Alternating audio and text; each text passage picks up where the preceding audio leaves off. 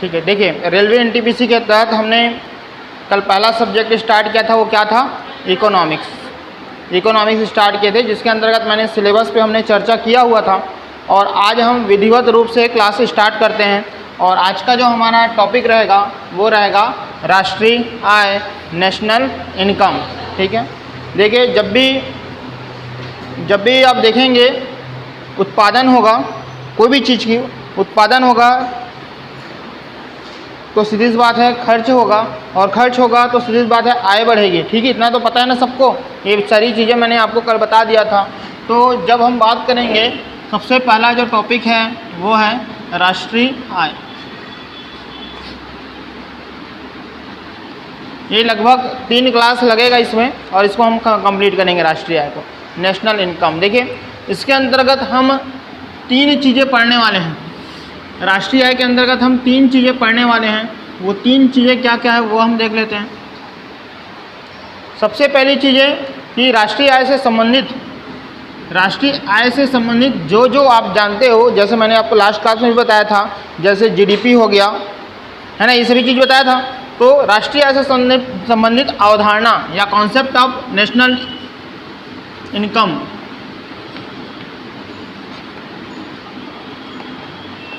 राष्ट्रीय आय की अवधारणा, ये हमारा फर्स्ट रहेगा।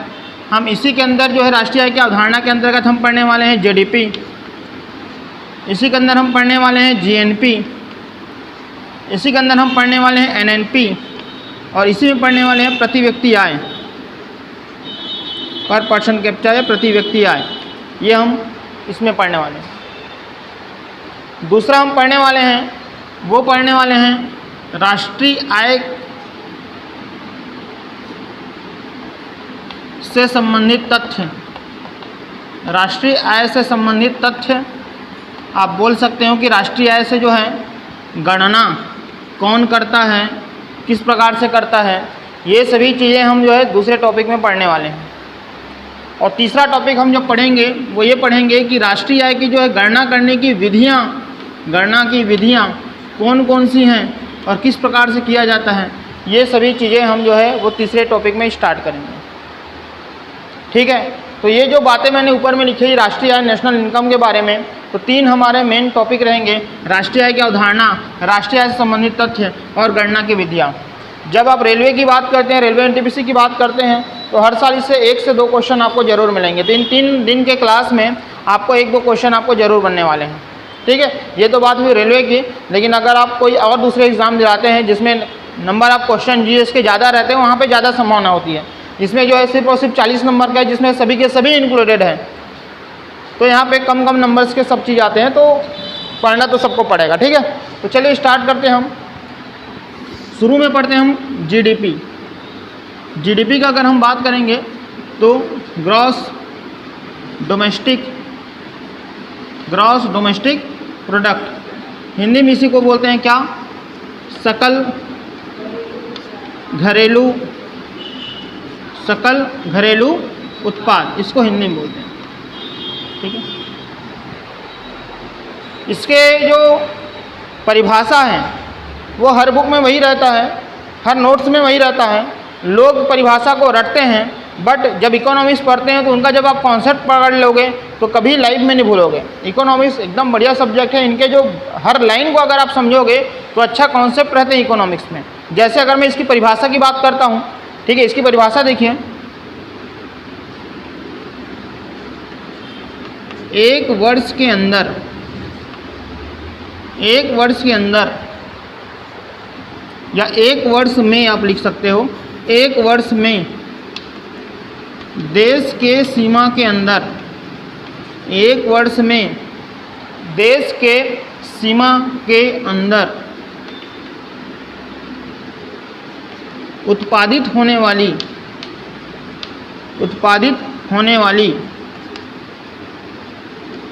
वस्तुओं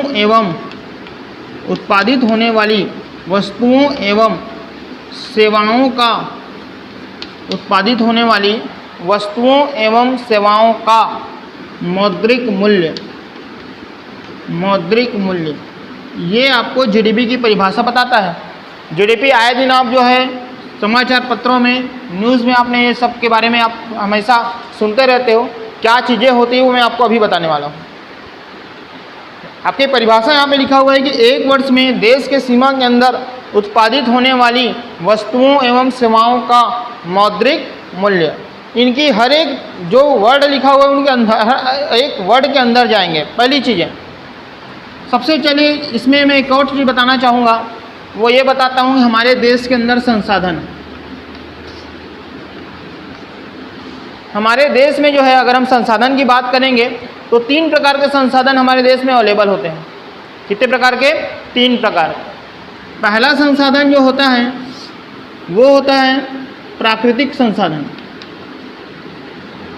पहला जो संसाधन है वो कौन सा संसाधन हो गया? प्राकृतिक संसाधन, या इसी को प्राथमिक संसाधन बोलते हैं। वे सभी संसाधन प्राकृतिक संसाधन के अंतर्गत आते हैं जिनको या जिसे हम प्रकृति से फ्री में प्राप्त करते हैं, मुफ्त में प्राप्त करते हैं। मतलब प्रकृति से मिलने वाली वो सभी वस्तुएं क्या कहलाती है? वही सभी संसाधन क्या कहलाती है? प्राकृतिक संसाधन कहलाती है, जिसको हमको खर्च करने की जरूरत नहीं पड़ती। जैसे आप बोलेंगे, इसके अंदर आप आएंगे तो आपको मिलने वाले हैं कृषि। कृषि जो होता है, अनाज जो पैदा होता है वो हमको प्रकृति ने दिया हुआ है। इसी के अंदर हम कृषि के अंदर अगर हम बात करेंगे तो इसमें आपको मिलने वाला है वो वन। इसी में अगर हम बात करेंगे तो आपको मिलने वाले हैं खनिज।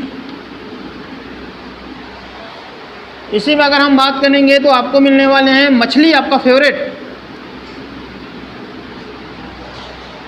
इसी में अगर हम बात करेंगे तो आपको मिलने वाले हैं लट्ठा, लट्ठा लकड़ी वाला, लकड़ी का लट्ठा। हाँ, मैं बताऊंगा कि कहाँ से मैंने इसको चेंज किया। तो ये सभी चीज़ें जो है वो किसके अंदर आने वाले हैं? वो आने वाले हैं प्राकृतिक संसाधन के अंतर्गत। अब प्राकृतिक संसाधन मैंने आपको बता दिया कि क्यों इसको प्राकृतिक संसाधन के अंतर्गत हम लेते हैं, क्योंकि ये हमें प्रकृति में क्या होता है? मुफ्त में मिलता है। लेकिन एक और बात मैं आपको बता दूं, चलो ठीक है प्रकृति में हमको इसको मुफ्त में मिलता है, लेकिन आप इसका उपयोग ऐसे ही नहीं कर सकते। जैसे आपको पता है, आपको कृषि के अंदर आप मान लेते गेहूँ, कृषि के अंदर क्या ले लेंगे आप? गेहूँ। गेहूँ अगर आपके पास अपने खेत में बोया हुआ है, आप उसको गेहूँ के खेत में जाओगे और गेहूँ को ऐसे पकड़ के ऐसे खा नहीं लोगे कि मेरे को आज भूख लग रहा है, खा लोगे? नदियाँ चल रही है, मछली उसमें बह रही है, भूख लग रहा है, खाओगे? अरे ज़्यादा हो गया, आपको सोफा में बैठने का मन है तो सोफा बनता किससे है? लकड़ी, वन से। तो आप जाओगे वन में और एकदम वन में बैठ जाओगे, मैं सोफा में बैठा हूँ, होगा ऐसा? नहीं होगा। तो प्राकृतिक जो चीज़ें हैं वो यूज़ तभी होगा जब इसका हम कुछ करेंगे, जब इसका हम निर्माण करेंगे। तो वही दूसरा चीज़ आ जाता है, वो कहलाता है भौतिक संसाधन। पहला संसाधन हमने लिखा प्राकृतिक संसाधन। वे सभी संसाधन जिसको प्रकृति ने हमको मुफ्त में दिए हुए हैं वो सब क्या कहलाता है? प्राकृतिक संसाधन कहलाता है। और ये सभी चीज़ें जो प्राकृतिक संसाधन के अंतर्गत आपने उदाहरण में लिखे हैं, ये हम यूज़ नहीं कर सकते बिना कुछ इसका किए, और उस सबको करने के लिए क्या लगाना पड़ेगा? भौतिक संसाधन। आपको पता है जब आप गेहूँ उगाते हैं, फसल जब आप उगाते हैं तो इसको जो आप मिल में लेके जाते हो, तो मिल में लेके जाते हो तो इसका कंस्ट्रक्शन होता है, तो आपको क्या बनाते हो? आप फिर इसका रोटी बनाते हो, और इसका रिकंस्ट्रक्शन होता है तो आप ब्रेड बनाते हो। होता है कि नहीं होता है? तो कंस्ट्रक्शन एंड रिकंस्ट्रक्शन, निर्माण एवं विनिर्माण, तो ये सभी चीज़ें किसके अंतर्गत आएंगे? भौतिक संसाधन के अंतर्गत आएंगे, निर्माण एवं विनिर्माण। जैसे आपको मान लेते हैं लोहा, आप जैसे मान लो आपको रेल की पटरी बनानी है, और हमको पता है रेल की पटरी जो है वो लोहा से बनता है, मान लो बेलाडीला के या राव घाट की या दिल्ली राजहरा से बनता है, तो वहीं से लोहा को सीधा रेल की पटरी में बिछा देना चाहिए था। बेलाडीला से लाए लोहा या राव घाट से लाए लोहा और उसको सीधा डाल दिया किसमें? पटरी में। ऐसा नहीं है, उनको हम कहाँ लेके जाते हैं भैया? बीएसपी में लेके जाते हैं, स्टील प्लांट में लेके जाते हैं, ताकि उसका वो क्या करे? रिकंस्ट्रक्शन करें। तो वो सभी चीज़ें किस में आ रहा है? निर्माण एवं विनिर्माण वाले में आ रहा है। ये आपका भौतिक संसाधन के अंतर्गत आता है, मतलब प्राकृतिक जितने भी संसाधन हैं उसका कुछ ना कुछ हमको करना पड़ता है। बात समझ में आ रहा है कि नहीं आ रहा है? तीसरी चीज़ अगर मैं उदाहरण देके बताऊं, जैसे मान लेते हैं कि प्राकृतिक संसाधन से हमको खनिज मिला लोहा, और लोहा से हमको बना लिए बस बना लिए। खैर अभी बस बंद है बेचारे, लेकिन फिर भी आप बना लिए क्या? बस। और बस से वो एक स्थान से दूसरे स्थान तक लेके जाता है, तो हमको वो क्या देता है? वो हमको दे रहा है सर्विस, हमको दे रहा है वो सर्विस। कभी देखना लिखा रहता है गुप्ता बस सर्विस, ऐसा लिखा रहता है, वो सर्विस दे रहा है। सर्विस दे रहा है मतलब, या अहम वजह से बात, आप पढ़ रहे हैं, मैं पढ़ा रहे हूँ, तो आप इसको काउंट नहीं करेंगे कि मैंने 5 किलो पढ़ाया, तुमने 2 किलो पढ़ा, ऐसा नहीं बोलते हो आप। या कोई व्यक्ति नौकरी करता है तो ये नहीं बोलते उन्होंने आज 50 किलो नौकरी किया, ऐसा नहीं बोलता। तो वो जो चीज़ है जो दिखता नहीं है, अदृश्य है, वो सभी किस में आते हैं? वो आते हैं सेवा में, सर्विस में। समझ आ रही कि नहीं? यही सब भी जीडीपी में काउंट होता है। तो अब सुनना, आप हमने जो है परिभाषा तो लिख ली, एक समझ में आया ना संसाधन। अब सुनना जरा, ये देखिए जीडीपी ग्रॉस डोमेस्टिक प्रोडक्ट, आपने इसका परिभाषा हर बुक में हर जगह आपने इसका यही परिभाषा सुनने को मिलता है, बट इसके अंदर आपको समझने की ज़रूरत है, तो अपने आप को परिभाषा याद हो जाता है। क्या लिखा हुआ है? एक वर्ष में देश के सीमा के अंदर उत्पादित होने वाली वस्तुओं एवं सेवाओं का मौद्रिक मूल्य। बात पूछा जाएगा, प्रश्न ये भी आता है कि देश की जीडीपी का आकलन कितने अवधि में किया जाता है? देश के जीडीपी का आकलन कितने अवधि में किया जाता है? पहला 3 माह, दूसरा 6 माह, तीसरा 12 माह, चौथा 18 माह। देश की जीडीपी का आकलन कितने अवधि में किया जाता है? 3 माह, 6 माह, 12 माह, 18 माह। तो आपका आंसर क्या आना चाहिए? 12 माह, क्योंकि आपने परिभाषा में लिखा है कि एक वर्ष में, मतलब साल के साल जो है जीडीपी का आकलन होता है। ठीक, इतना बात क्लियर हो गया? कितने वर्ष में? एक वर्ष में। अब बात हुई कि एक वर्ष में, तो वो वर्ष शुरू कहाँ से होगा? तो वो वर्ष जो शुरू होता है वो फाइनेंशियल ईयर से शुरू होता है, वित्तीय वर्ष से शुरू होता है। और ये जो वित्तीय वर्ष होता है वो कब से स्टार्ट होता है? 1 अप्रैल से लेके 31 मार्च तक का जो है वो समय जो है वो वित्तीय वर्ष की शुरुआत और अंतिम होता है। बात समझ में आया? परिभाषा से समझिए, एक वर्ष में मतलब वित्तीय वर्ष मतलब 1 अप्रैल से 31 मार्च में देश के सीमा के अंदर। अब बात आ रही क्या? देश के सीमा के अंदर। तो बात करते हैं देश के सीमा का, इसको मिटा देते हैं ना।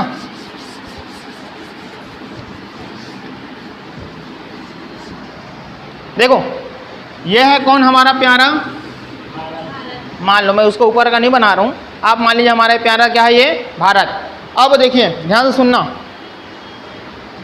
ये पूरा भारत है हमारा। अगर आप बनाना चाहो तो इस तरीके से बना भी सकते हैं, ठीक है, आप ऊपर बना सकते हैं। ये हमारे भारत हैं। भारत में अगर आपको जीडीपी की जब काउंटिंग होती है, जीडीपी की काउंटिंग होती है, तो सबसे पहला जो लिया जाता है वो लिया जाता है हमारे भारत की ये सीमा। और ये हमारे भारत की सीमा कौन सी सीमा है बता देता हूँ। ये भारत की भौगोलिक सीमा है, भौगोलिक सीमा है। भूगोल आप पढ़े हो, आपको मैंने बताया है कि भारत के सबसे उत्तर में क्या है? इंदिरा इंदिरा इंदिरा कॉल, इंदिरा कॉल, नीचे इंदिरा पॉइंट, इधर और इधर सरक्रेक। तो ये भौगोलिक एरिया हो गया। तो पहला जीडीपी जब काउंट होता है तो क्या लिखते हैं? भारत के भौगोलिक सीमा, भारत के भौगोलिक सीमा के अंदर उत्पादित वस्तुएं एवं सेवाएं। इसको हम मतलब भारत के अंदर राज्य है छत्तीसगढ़, छत्तीसगढ़ के अंदर दुर्ग जिला है, यहाँ पे अगर कोई चीज़ें हो रही है उसको उसमें काउंट करेंगे। देश की सीमा के अंदर मतलब बाहर, ये देखो नाम से समझ में आ रहा है क्या चीज़, डोमेस्टिक। हमको क्या लेना है, घरेलू, लेकिन मैं पहला नंबर में क्या डाल दिया हूँ, भौगोलिक। तो घरेलू और भौगोलिक दोनों सेम नहीं होता, घरेलू और भौगोलिक दोनों सेम नहीं होता। क्या होता है मैं आपको बताऊंगा। तो पहले घरेलू के अंदर भौगोलिक तो आएगा ही आएगा। जो हमारा प्यारा भारत दिखता है ना, उसके अंदर जितने भी राज्य है, जितने भी जिला है, जितने भी जो है, वो सभी इसके अंतर्गत आएंगे। तो पहला ये बात समझ में आ गया सबको, आ गया ना। दूसरा इसमें क्या काउंट होगा वो देखिए। कल भी मैंने आपको बताया था कि हमारे देश में बहुत सारे देश के लोग क्या करते हैं, व्यापार करते हैं, वो आगे हम काउंट करते। देखो यहाँ पे भारत हमारा देश है और ये हमारा क्या है,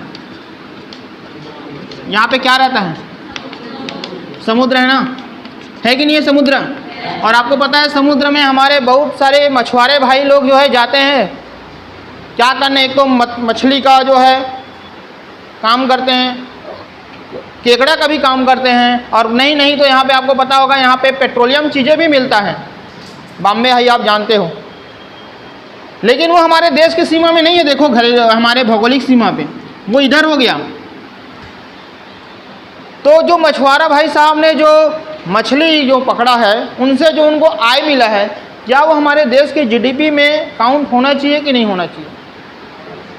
बात समझिए, मैं पूछ क्या रहा हूँ वो समझिए। पहला चीज़ें तो सबको समझ में आ गई, ये चीज़ें तो जो है वो है अंदर में, जो राज्य है वो राज्य है, जितने राज्य है जो है वो तो सब इसमें आ गया। दूसरा बोला जा रहा हूँ इस दूसरे लाइन में कि देश के सीमा या भौगोलिक सीमा के बाहर जो ये समुद्र है, वहाँ पे जो मछली पकड़ने का काम हो, चाहे केकड़ा पकड़ने का काम हो, चाहे समुद्र से जो भी मिलता है, वो उनसे जो आय प्राप्त होगी उसको जीडीपी में काउंट करेंगे कि नहीं करेंगे। तो मैं आपको बता देता हूँ कि देश के भौगोलिक सीमा के बाहर समुद्री स्थल में या समुद्र स्थल में 200 नॉटिकल मील की दूरी तक जितने भी चीज़ें हमारी होती है, जितने भी आय की प्राप्ति होती है, वो सब जीडीपी में काउंट होती है। क्या बात हुआ, समझ में आया। मैं ये बोल रहा हूँ समुद्र स्थल में भारत के भौगोलिक सीमा के 200 नॉटिकल मील के अंदर जितने भी चीज़ें क्रियाकलाप होती है आय के वृद्धि के लिए, वो सभी चीज़ें भारत के जीडीपी में काउंट होती है। ऐसा देखना से भारत के भूगोलिक में नहीं है, वो बाहर है, लेकिन हम 200 नॉटिकल मील तक के हम काउंट करेंगे। तो हम दूसरा लिख सकते हैं, समुद्री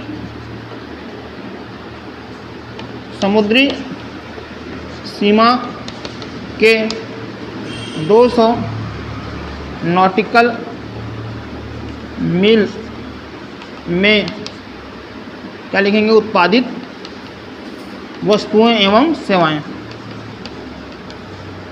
अब मैं आपको पूछ देता हूं कि एक नॉटिकल मतलब कितने किलोमीटर, एक नॉटिकल मतलब कितने किलोमीटर।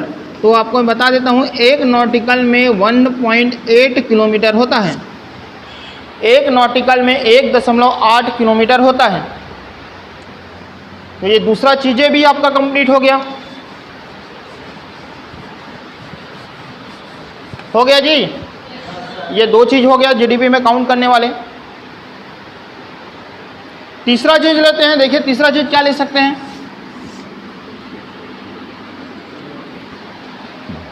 आपको पता होना चाहिए कि जब भी हम विदेश जाते हैं, हम का मतलब हम तो खैर ऐसे घूमने गए, कोई लोग जो है कुछ काम करने के लिए वहाँ जाते हैं, वहाँ पढ़ने जाते हैं, उनको हम क्या बोलते हैं, एनआरआई, याद है, बोलते हैं ना एनआरआई।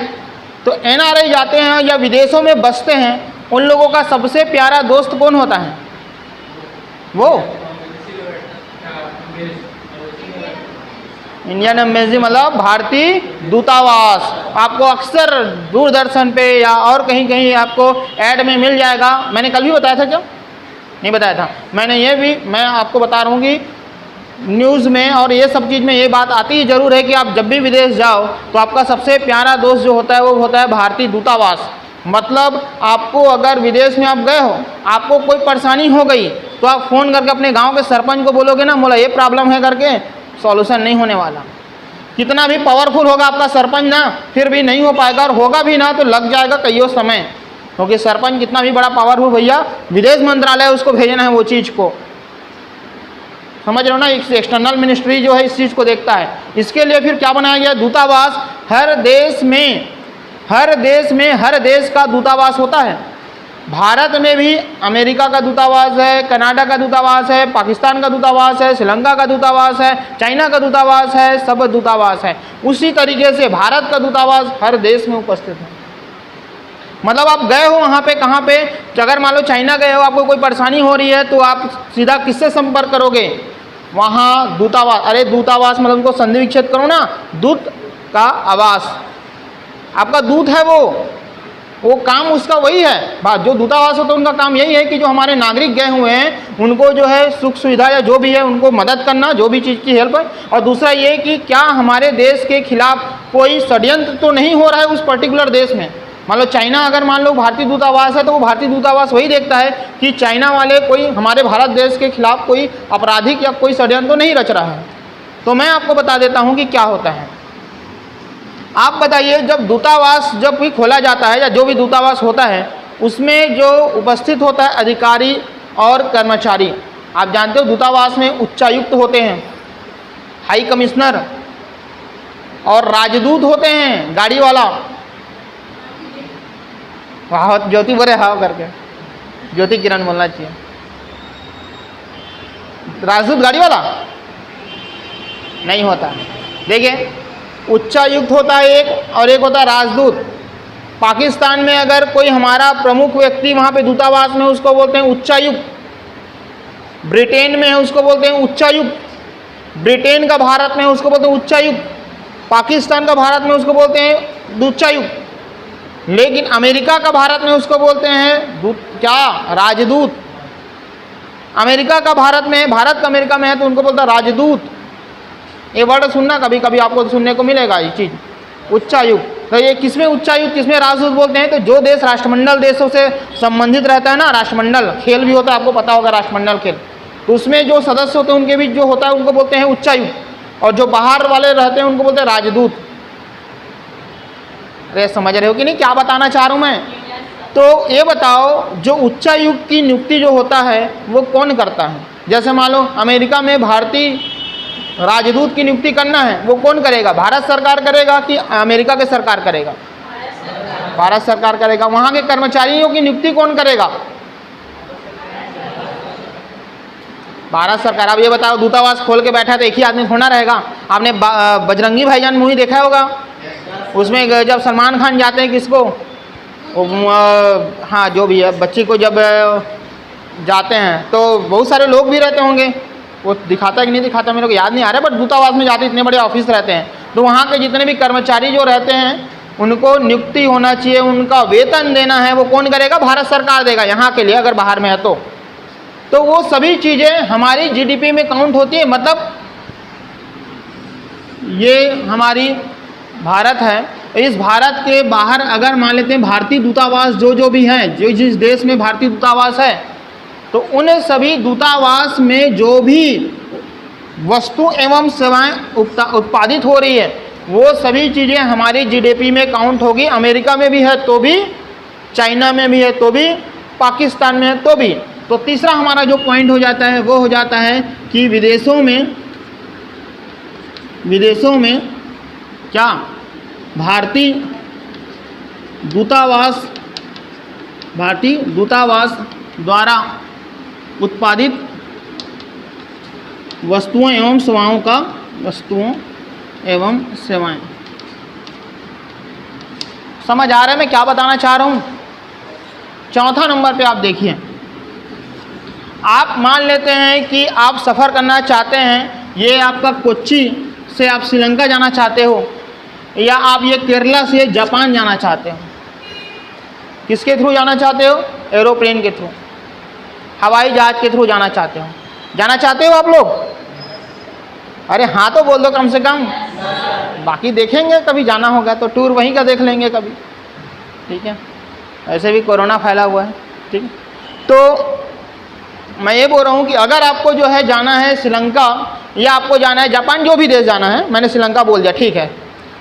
आप इंडियन बोल सकते हैं, एयर इंडिया बोलना चाहिए, जो भी फ़्लाइट है, जो भी इंटरनेशनल फ़्लाइट है, उसमें बैठ के आप जा रहे हो, आप इंडिया की सीमा से बाहर निकल गए, रास्ते में आपको भूख लगी, रास्ते मतलब अब ये मत बोला सर उतार के रुकवाएंगे क्या, ये मत बोल देना, रास्ते में आपको भूख लगी या आपको पीने का मन किया, कोल्ड ड्रिंक जो भी है आप पियोगे, तो वो किसके जीडीपी में काउंट होगा?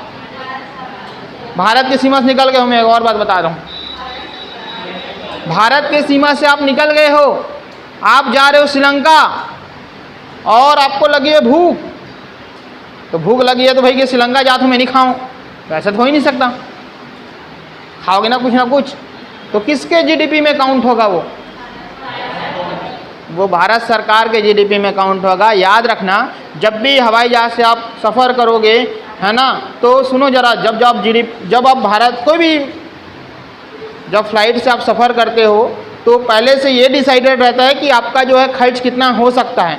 इसी कारण आपको पता होगा कि सेम डिस्टेंस में अगर आप रेलगाड़ी से आप सफ़र करते हो तो जनरल में करोगे उतना ही दूरी का रेट अलग रहता है, आप एसी और फर्स्ट क्लास स्लीपर वाले में करते हो उनका रेट अलग रहता है। वहाँ हो सके तो एसी फर्स्ट क्लास स्लीपर वाले में आपको जो है बढ़िया चादर भी आपको मिल सकता है, वहाँ आपको खाना भी देते हैं, है ना, तो वो सभी चीज़ें पहले से चीज़ें रहती है। इस कारण जब आप चाहे आप एयर इंडिया की बात करो, चाहे कोई भी चीज़ में जाओगे तो पहले से डिसाइडेड रहती है। तो आप अगर कोई चीज़ बीच में कुछ खाते हो या कुछ भी चीज़ मंगाते हो, वो सभी चीज़ें किस में काउंट होगी? जहाँ से वो चीज़ ने आपने जहाँ से छोड़ा है, जहाँ से आपने फ्लाइट में बैठे हैं, उस वहाँ से काउंट होगा। भारत से बैठे हैं, श्रीलंका के आने के लिए बैठे हैं, तो भारत के जीडीपी में काउंट होगा। ठीक है, अब मत बोलना अमेरिका से सर मैं जा रहा हूँ ब्रिटेन तो भारत में काउंट होगा, मैं वहीं का नागरिक हूँ, तो ऐसा नहीं होगा।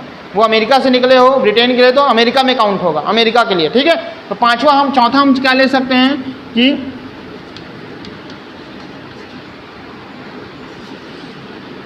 क्या लिख सकते हैं कि हवाई सेवा लिख सकते हो, हवाई सेवा में उत्पादित वस्तुएं एवं सेवाएं।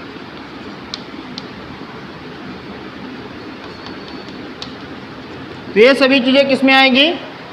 ये अब आती है, ये है अब भारत की घरेलू सीमा, ये है भारत की घरेलू सीमा। अब आपने जीडीपी में लिखा हुआ था, क्या लिखा हुआ था जीडीपी में कि एक वर्ष के अंदर या एक वर्ष में देश के सीमा के अंदर हो गए, ये हो गए, वहाँ तक हो गए ना काउंट। एक वर्ष वाला बात भी मैंने आपको बता दिया, कितने से इतने देश के सीमा वाला बात भी बता दिया, ये है पूरा देश की सीमा।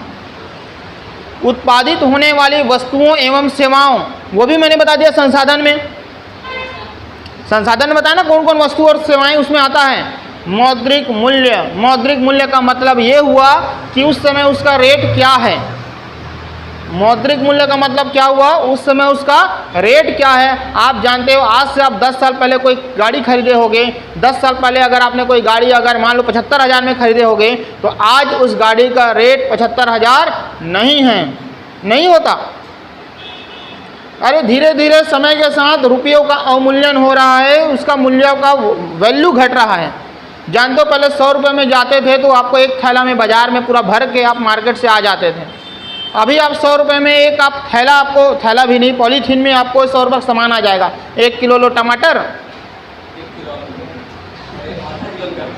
और आप धनिया वनिया कुछ ले लो, जो भी है 100 रुपये हो जाएगा, होगा कि नहीं? तो रुपए आप देखो पहले के 100 रुपये क्या होता था। आप पहले बचपन में आते थे तो आपके घर वाले लोग या बाहर वाले लोग 10-20 रुपये दे देते थे, 5 रुपये मान जाते थे।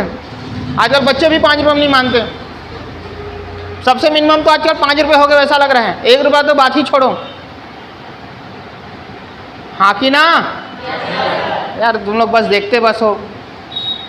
तो समझ में आ रहा है ना बात? तो मैं ये बोल रहा हूँ कि ये जो जीडीपी हुआ उसका जीडीपी का फुल चीज़ हो गया। मौद्रिक मूल्य का मतलब वर्तमान में क्या चल रहा है, समय के साथ उसकी वैल्यू घटती है। तो आपका वो जो मैंने डेफिनेशन बताया जीडीपी का, वो ये बताया था कि एक वर्ष में देश की सीमा में या देश की सीमा के अंदर उत्पादित होने वाली वस्तुओं एवं सेवाओं का मौद्रिक मूल्य, ये कहलाता है जीडीपी। अब इसमें किस तरीके के क्वेश्चन बन सकते हैं वो सभी चीज़ें आगे प्रैक्टिस सेट करोगे तब समझ में आएगा। ठीक है, ये क्या चीज़ें हो गई, जीडीपी। मतलब इतने जो सीमा हम बताए ना, इतने जगह में, उसमें एक साल के अंतर्गत जो भी वस्तु सेवाओं का जो बात होती है वो किस में काउंट होगा, जीडीपी में काउंट होता है। दूसरा आज का हमारा जो टॉपिक है वो है जीएनपी। दूसरा बात होती है क्या चीज़, जीएनपी। जीएनपी का फुल फॉर्म क्या हो जाएगा दोस्तों, जीएनपी का फुल फॉर्म क्या होगा,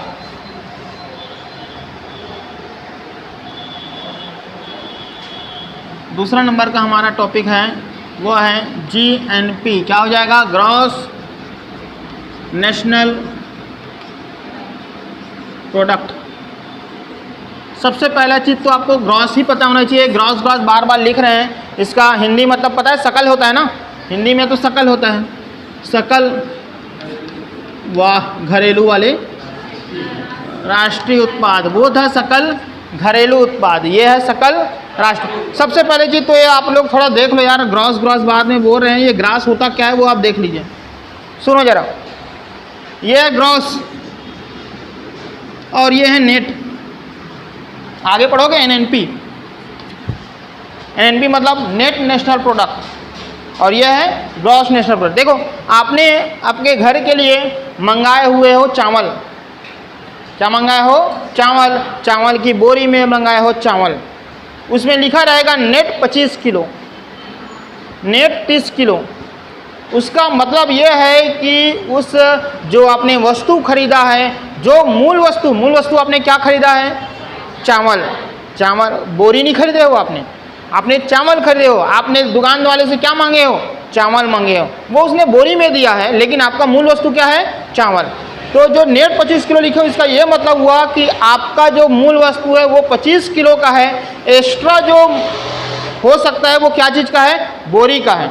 मतलब बोरी सहित 25 नहीं है, बोरी सहित 25 नहीं है, जो मूल वस्तु है वो 25 किलो है। हाँ, बोरी के कारण वजन 100 ग्राम, 150 ग्राम, 200 ग्राम एक्स्ट्रा होगा। 25 किलो 200 ग्राम, 25 किलो 150 ग्राम, 25 किलो 100 ग्राम। लेकिन मूल वस्तु जो है ना वो एग्जैक्ट कितना किलो है, 25 किलो। ये तेल का टीन लिख रहा है सामने आपको, इसका वजन आता है 15 किलो, लिखा भी होगा नेट 15 kg। लेकिन इसको जब आप वेट करोगे, जब इसको तौलोगे तो ये लगभग 16 किलो जाएगा। तो 16 किलो क्यों जा रहा है, वो टीन के वजन के कारण। तो वो जो चीज़ होती है वो होती है नेट। नेट का मतलब जो है मूल वस्तु का वजन। बात समझ में आ रहा है, नेट मतलब करेक्ट जो चीज़ खरीद रहे हो, आपकी जो मूल वस्तु है, जिसकी ज़रूरत है आपको, वो चीज़ें हैं। एक्स्ट्रा बोरी के कारण आपको एक्स्ट्रा हो रहा है वो अलग बात है। अब देखना, कई जगह मैं आपको उदाहरण बता देता हूँ। नेट तो अलग चीज़ है, कई जगह देखोगे तो एक आध बोरी में एक चीज़ लिखा रहता है कि भरते समय इतना किलो, ऐसे लिखा रहता है, भरते समय इतना किलो। ये इकोनॉमिक्स से रिलेटेड नहीं है, मैं ऐसे जनरल बता रहा हूँ।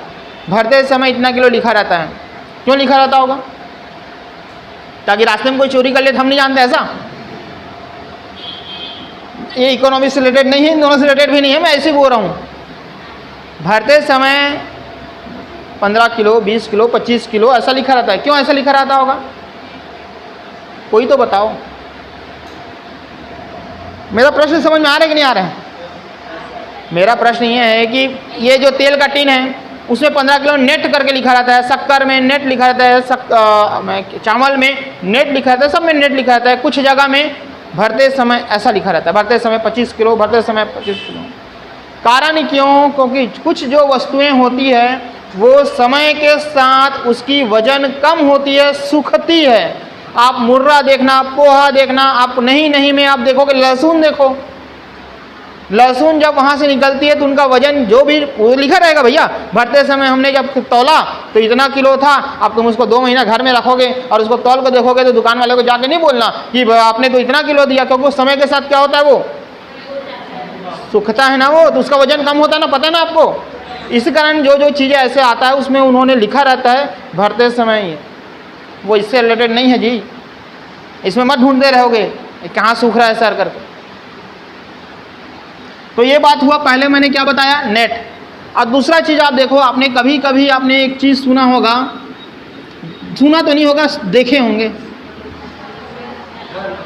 सुने हो, अब देखे हो मतलब क्या देखे हो इसमें कि जिसमें अपने धर्म को नापते हैं, धर्म काटा रे, धर्म, हिंदू धर्म, मुस्लिम धर्म। तो क्या होता है धर्म काटा में? पाटन में है धर्म काटा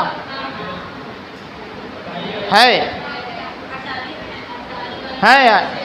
तो वहाँ जाओगे, मेरा क्या धर्म है ये पता नहीं लगा सकते, वैसा वाला नहीं है धर्म काटा।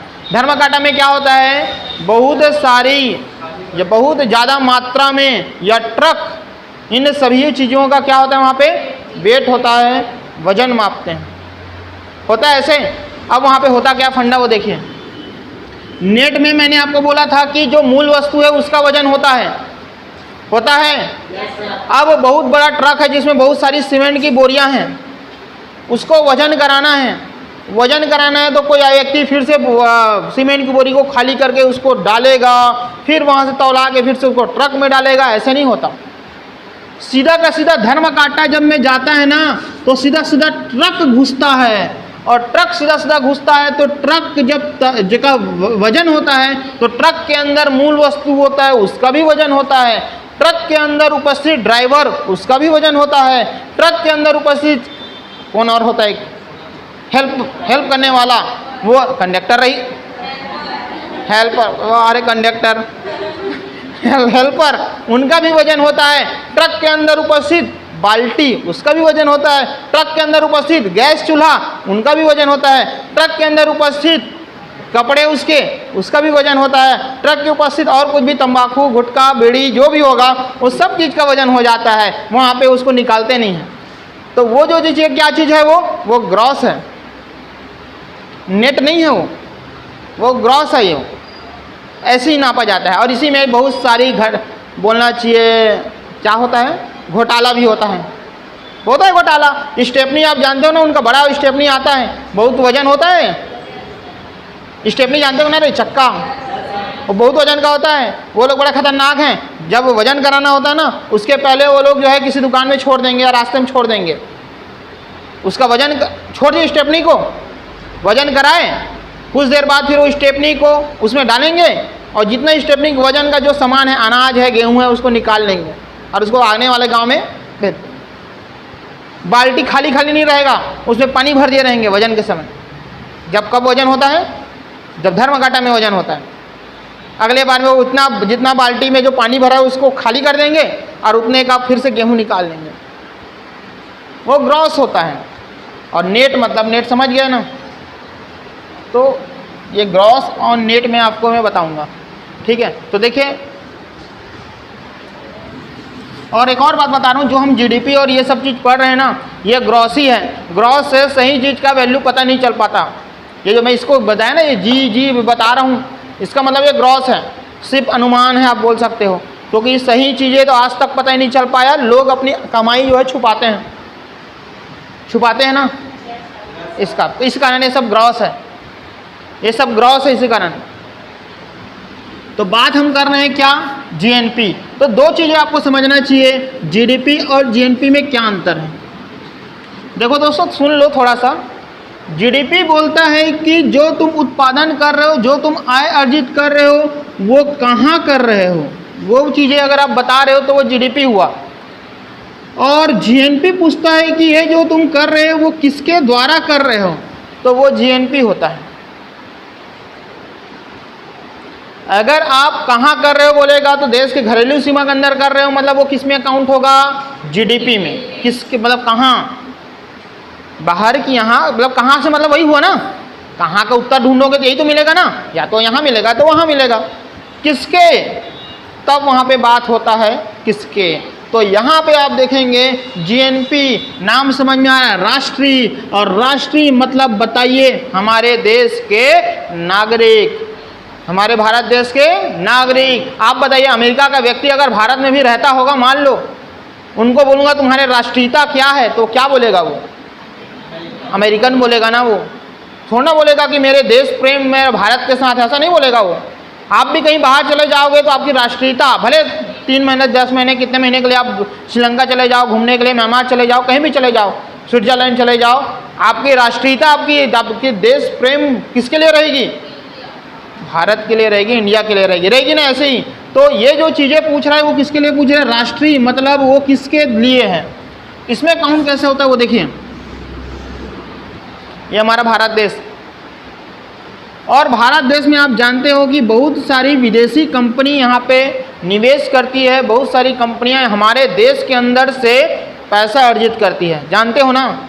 मान लेते हैं कि एक कंपनी है यूएसए का, उन्होंने लिया 300 रुपये का, मैं बस ऐसे रुपए बता रहा हूँ ना समझाने के लिए, मत बोलना ऐसा 300 रुपये कमाने के लिए आया है क्या भारत करके, उदाहरण है ये। चाइना वाला मान लेते हैं कि वो 200, रसिया वाला, जापान वाला अगर मान लेते हैं 100, एक रसिया का मान लेते हैं 100, जापान का मान लिया 100, ठीक है, ये कर लिया। तो अब हमारा जीएनपी में क्या होगा, देखो ध्यान से, जीएनपी बराबर जो जीडीपी है वो तो होगा ही होगा, जो जीडीपी है ना वो तो होगा ही होगा, उसको तो लेंगे। जो जीडीपी हमने लिखा ना कि एक वर्ष के अंदर देश की सीमा में सेवाओं, जो वस्तु एवं सेवाओं का मौद्रिक मूल्य, उसको तो लेना है।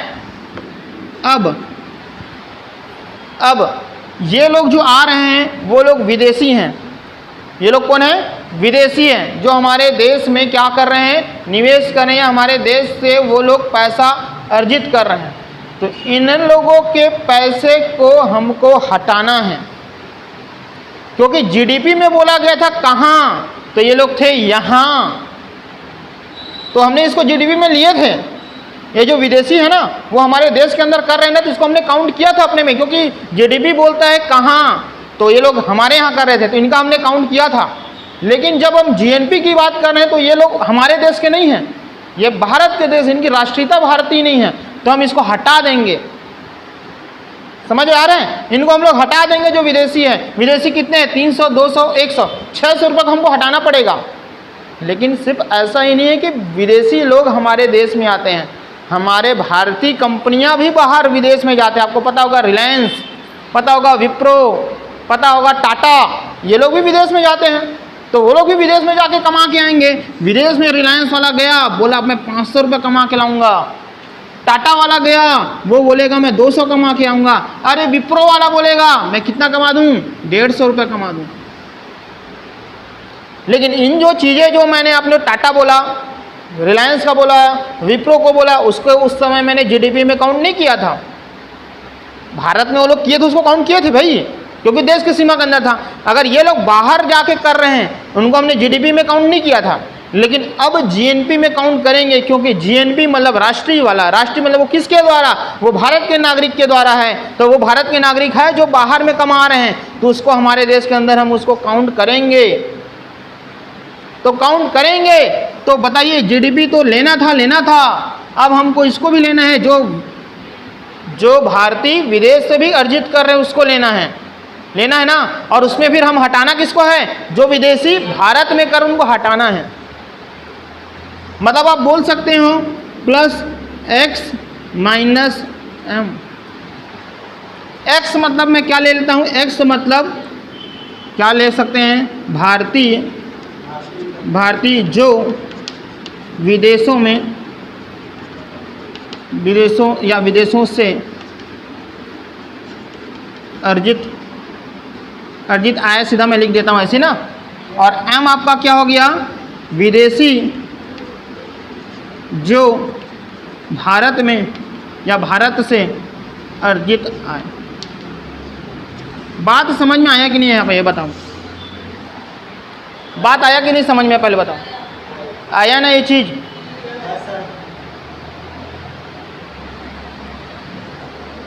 अब कई बार आपने देखा होगा, कई बार आपने सुना होगा कि जीएनपी जीडीपी से इतना वृद्धि है, इतना ज़्यादा है। कई बार आपने सुना होगा कि जीएनपी जीडीपी से इतना कम हो रहा है।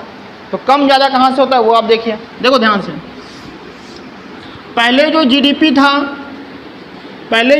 था वो तो था वो है, पहले जो जीडीपी था वो जो था वो है। अब देखना जो भारत के लोग हैं, जो विदेशों में जो अर्जित आय किए हैं वो कितना है। एक तो रिलायंस वाले ने 500 किया, एक तो इन्होंने भी कितना किया यार, 150 किया, और एक किसने किया है 200 किया। मतलब कितना किया जी, 5 2 7 8 8.5 है क्या, तो 8.5 हम काउंट कर लिए, ठीक है। अब हमसे हटाना भी है, कुछ विदेशी भी हैं, विदेशी में काउंट हटा देंगे, कितना हटा देंगे? 500। इंडिया का है क्या? 300, 200 और 100, कितना? 600। 600 को हम हटा देंगे तो जो जीएनपी जो आया ना वो जीडीपी से, ये प्लस में आया कि माइनस में आया? प्लस से, मतलब हमारा जीएनपी जो है जीडीपी से वृद्धि हो रहा है, क्योंकि हमारा जो भारतीय जो कंपनियां हैं वो विदेशों में जाकर हमारे अंदर जो उपस्थित कंपनियां हैं विदेशों के उससे ज़्यादा कमा रहा है। इस कारण जो है जीएनपी जो है वो जीडीपी से ज़्यादा है। समझ रहे हैं? कई बार क्या होता है, जरूरी थोड़ा है कि ऐसा हो, कई बार क्या हो जाता है, घाटा में हो जाता है भारतीय कंपनियां। तो भारतीय कंपनियां घाटा में हो तो कई बार क्या हो सकता है कि हम जो है सिर्फ और सिर्फ 600 बाहर से कमाएं और विदेशी वाले लोग जो है 850 वहाँ कमाएं। ऐसे भी तो हो सकता है ना, भारत वाले लोग विदेश में जाके 600 कमाएं और विदेशी भारत में 850 कमाएं, तो हमको तो जो लेना है उसको लेना है और जिसको देना है वो तो देना है। तो यहाँ से आप जब करेंगे चिन्ह को असमान है तो यहाँ पे घटेगा, और घटेगा तो ये हो जाएगा कितना दोस्तों? माइनस 250, सॉरी कितना होगा? 150, 250 माइनस 250, तो ये आपका हो गया माइनस 250। तो यहाँ पे आप देखेंगे जो जीएनपी है वो कम हो गया जीडीपी से। समझ रहे हैं कि नहीं? ये पहले बताओ, समझ रहे हो ना? तो ये जो चीज़ें हैं वो आपको समझ में आना चाहिए कि ये कमी होती है, वृद्धि होती है। इनके लिए एक वर्ड भी यूज़ होता है, वो वर्ड आप लिख सकते हैं NFIA, ऐसा कुछ करके एक वर्ड यूज़ होता है NFIA, इसको हम NFIA भी बोलते हैं। GNP बराबर GDP प्लस NFIA, ऐसा यूज़ भी होता है। आप इसको बस लिख ले रहे हो।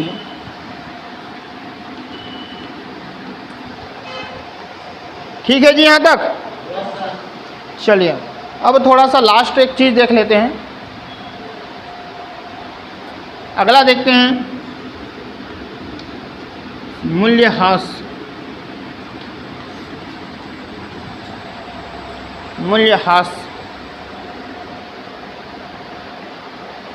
मतलब नाम से समझ में आ रहा है, मूल्य में क्या हो रही है? कमी हो रही है। आप ये बताइए, आपने 5 साल पहले आपने कोई अच्छा सा बाइक खरीदा था, क्या बाइक खरीदना चाहोगे आप?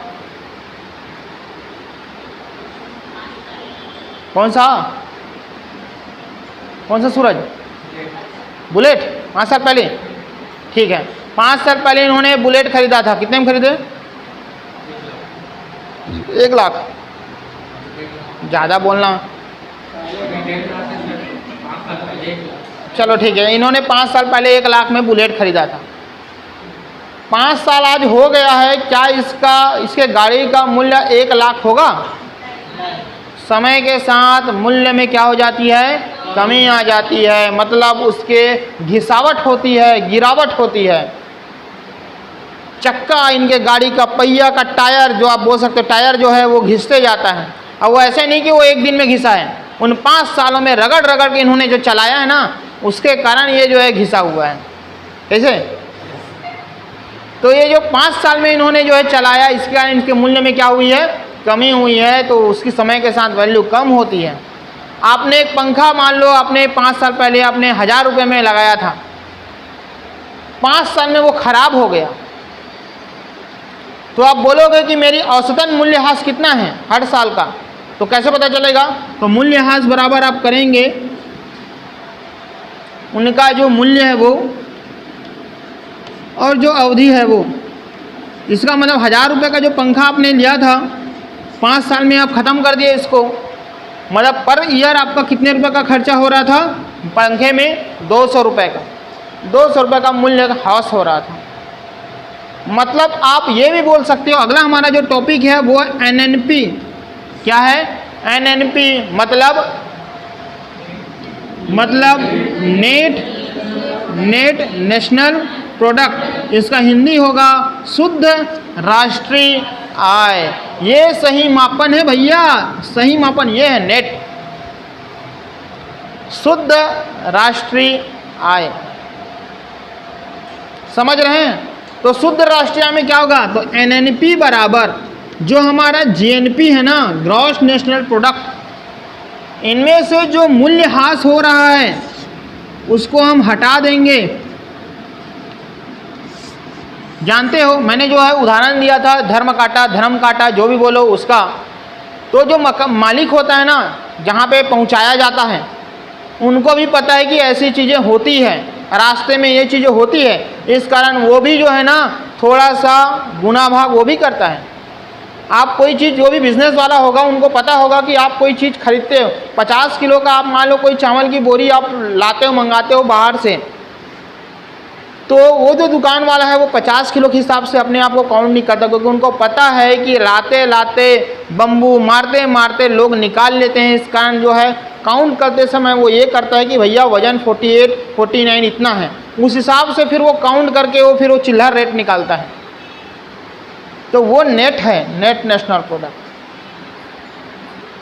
ठीक है, मूल्यह्रास को कम कर दिया जो जीएनपी था उससे।